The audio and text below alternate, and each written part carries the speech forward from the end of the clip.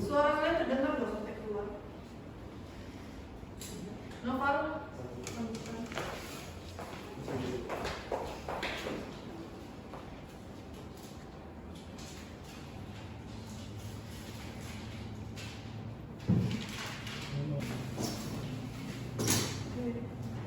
Jadi udah tahu kan peraturan belajar sama saya? Sudah Bu.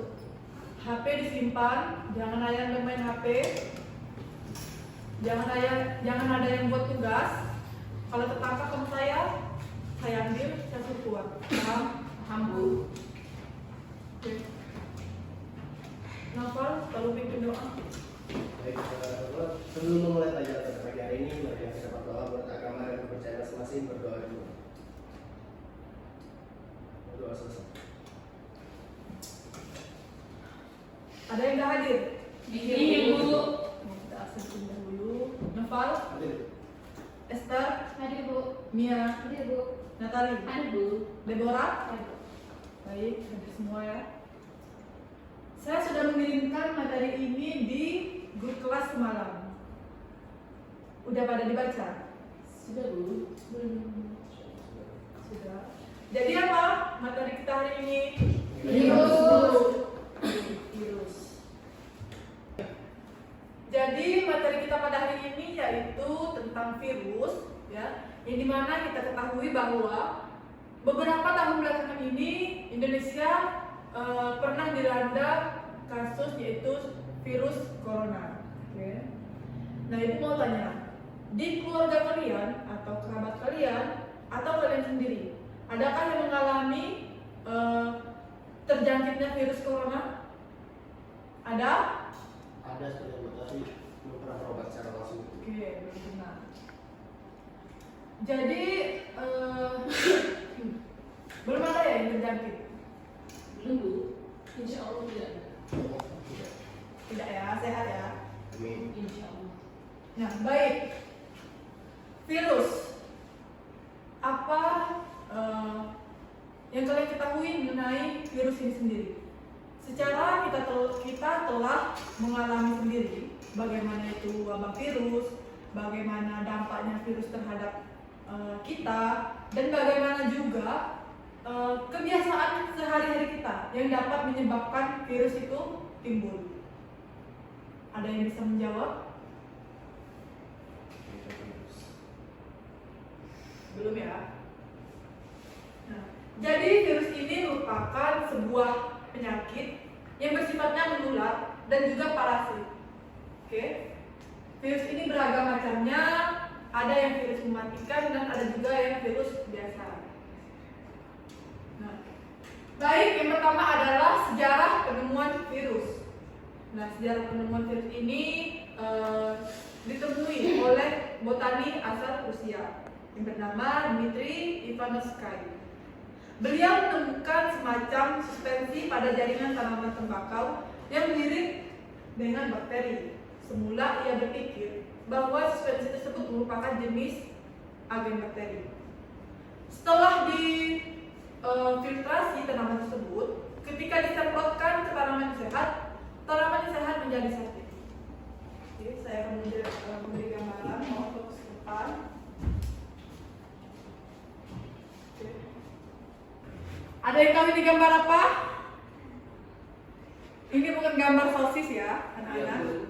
Jadi ini merupakan suspensi atau organisme yang ditemukan oleh penemu tadi. Beliau mengira ini awalnya bakteri. Oke. Baik, tadi sudah jelaskan bahwa penemu tersebut menemukan sebuah suspensi bakteri. Oke.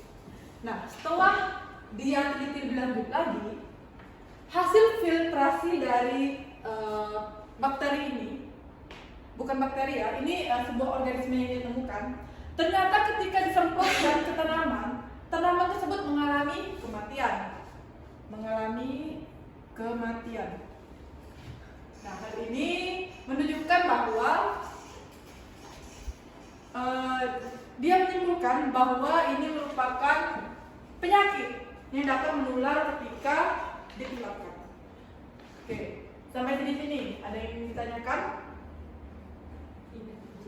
Tidak. Saya tadi sudah menjelaskan ya bagaimana penemuannya, apa yang ditemukan, dan juga bagaimana dampaknya. Ada yang bisa menjelaskan ulang? Gak ada? Saya tunjuk. Natalie? Ya Bu.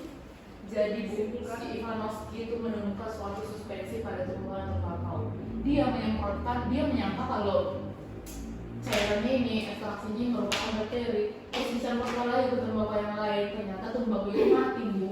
Jadi dia menyimpulkan bahwa bakteri itu organisme itu merupakan salah satu bakteri yang menjadi penyebab matinya tembakau tadi Bu.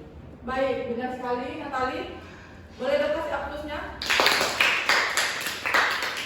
Saya sangat suka ketika kalian aktif begini. Jadi tolong kalau ketika saya tanya direspon.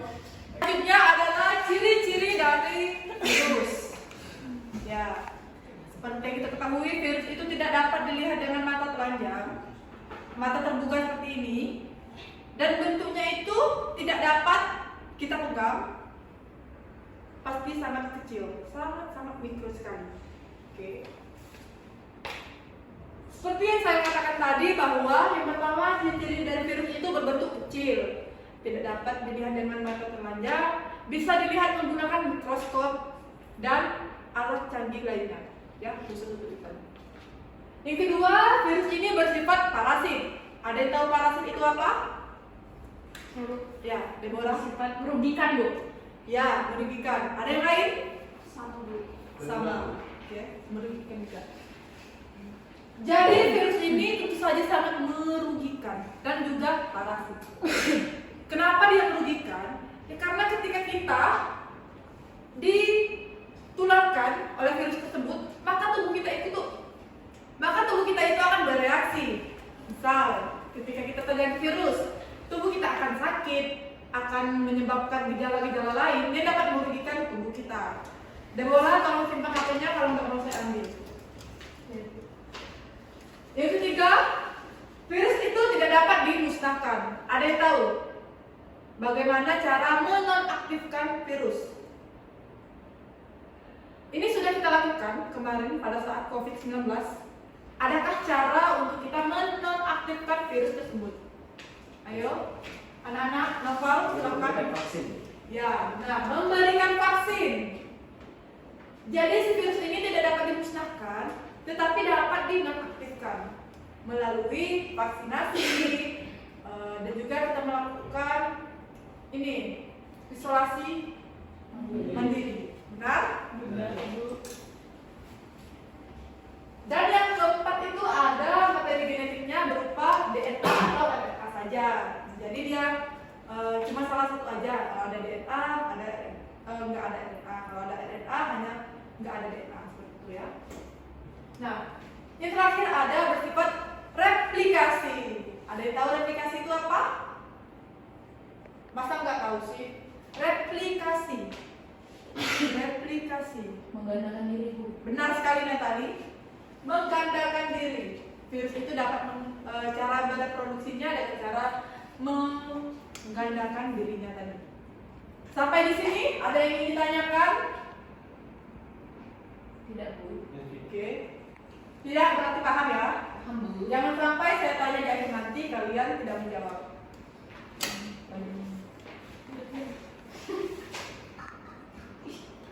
Nah, kita masuk ke materi selanjutnya, yaitu adalah struktur dari virus. Di sana ada bagian kepala, kerak, ekornya, dan juga peletasan.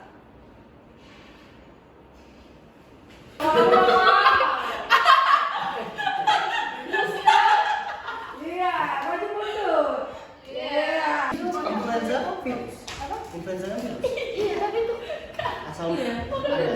Ini Itu ya. kan kayak orang Oh, tadi kayak dari fosil zaman dahulu. Organisme Kan gitu. kalau misalnya apa ya, Ibu ada yang bilang 9 menit padahal sudah Oh, potong. Tapi ya nggak apa-apa loh. Apa kan kita ada presentasi? Aku jangan nanti presentasi ke depan ya. Iya. Menjawab soal nomor 1. Semangat sekali Deborah. Kelompok saya Bu. Ya, Deborah dan Natalia Iya. merupakan siswa semua berprestasi ya. Makasih Bu.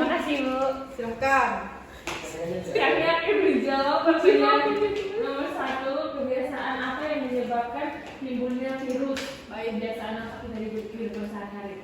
Mungkin Bu, kalau yang ada di depan mata saya hari itu Bu pernah teman saya, Ya, Natalia temanmu. iya Bu, kan dia makan roti, terus rotinya jatuh Bu, terus diambil sebelum 5 menit gitu Bu. Itu merupakan salah satu kebiasaan yang menimbulkan virus Bu. Baik. Ah, Ada iya, tambahan? Bu. Kemarin Deborah Bu makan dari tong sampah, itu salah satu penyebab timbulnya virus. Astagfirullah. Selain itu dia juga memelihara lipas Bu di rumah. Astagfirullah. Oke. Kenapa sih kayak gini? Saya tampung ya jawabannya. Ada yang ingin jawab soal nomor 2? Makasih Bu. Ya, cara pencegahan virus ya tadi. Iya Bu, cara pencegahannya itu kan Bu, dimulai dari diri sendiri dulu Bu.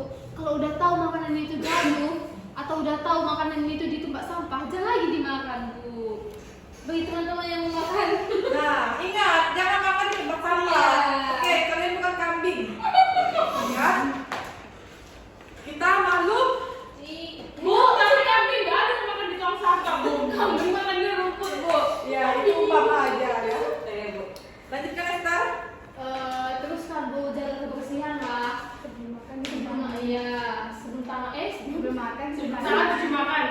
Sebelum makan cuci tangan Nah, pakai sabun Bu, jangan pakai air aja.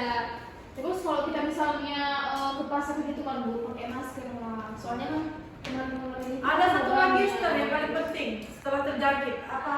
isolasi Bu, Nah, isolasi diri Bu. dan pemberian Vaksin.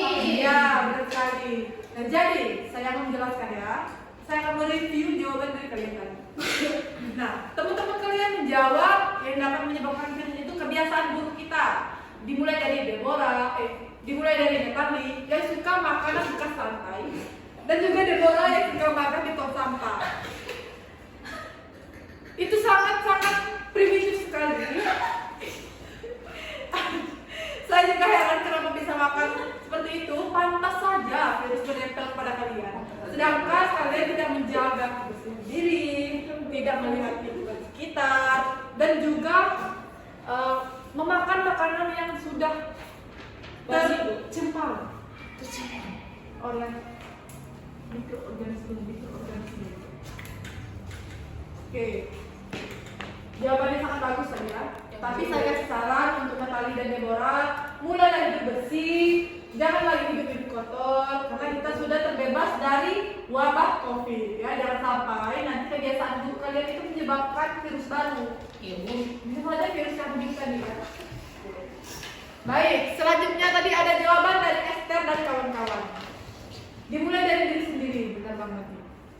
Jadi kita itu harus ada kesadaran dalam diri. Gimana kalau kita makan makanan kotor itu? Apa dampaknya? Dampak itu nanti apakah dapat berpengaruh oleh masyarakat kita? Nah, yang kedua itu apabila terjangkit, segeralah isolasi mandiri. Dan juga jangan lupa untuk vaksin. Nasi. Oke. Sudah terjawab semua? Sudah Bu. Baik, saya ada video.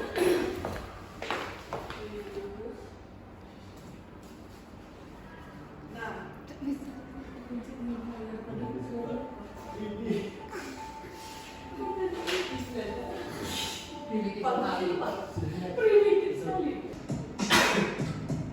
oke, perhatikan nih. This is SARS-CoV-2. It belongs to the family of coronaviruses named for the crown-like spikes on their surfaces. SARS-CoV-2 can cause COVID-19, a contagious viral infection that attacks primarily your throat and lungs. What actually happens in your body when you contract the coronavirus? What exactly causes your body to develop pneumonia? And how would a vaccine work? The coronavirus must infect living cells in order to reproduce. Let's have a closer look. Inside the virus, genetic material contains the information to make more copies of itself. A protein shell provides a hard protective enclosure for the genetic material as the virus travels between the people it infects. An outer envelope allows the virus to infect cells by merging with the cell's outer membrane. Projecting from the envelope are spikes of protein molecules. Both a typical influenza virus and the new coronavirus. Oke. Nah, jadi itu tadi ya video mengenai bagaimana virus tadi masuk ke dalam sel di dalam tubuh kita. Oke. Saya sudah menyebarkan link tugas, silakan dikerjakan. Ini video referensinya, silakan dikerjakan sebaik mungkin. Saya kasih waktu sampai minggu depan. Oke? Paham? Paham, Bu. Ada yang ingin ditanyakan? Saya harap paham ya. Paham, Bu. Baik, mungkin itu saja pelajaran kita hari ini. Saya ucapkan terima kasih pada anak-anak yang telah datang pada kelas kita hari ini. Untuk materi minggu depan itu ada virus influenza. Silahkan dibaca di rumah. Dan saat saya menerangkan nanti, ada yang menjelaskan apa yang kalian baca tadi, apa yang akan kalian baca besok. Iya, Bu. Baik, mungkin itu saja yang dapat saya berikan ilmu hari ini. Saya harap ilmu yang saya berikan ini bermanfaat. Selanjutnya belajar dengan siapa? Pak Noval, Bu. Pak Noval ya. Bu Noval. Pak Noval. Pak Noval. Marah nanti. Silahkan ketua kelas pimpin doa. Sebelum kita mengakhiri pelajaran pada pagi hari ini, mari kita berdoa bersama. Kita saja masing-masing berdoa dulu. Berdoa selesai. Baik, terima kasih anak-anak. Saya pamit dulu. Nanti silahkan tugasnya dikerjakan dan juga dikumpulkan. Baik. Baik, Bu. Saya akhiri. Wassalamualaikum warahmatullahi wabarakatuh. Waalaikumsalam warahmatullahi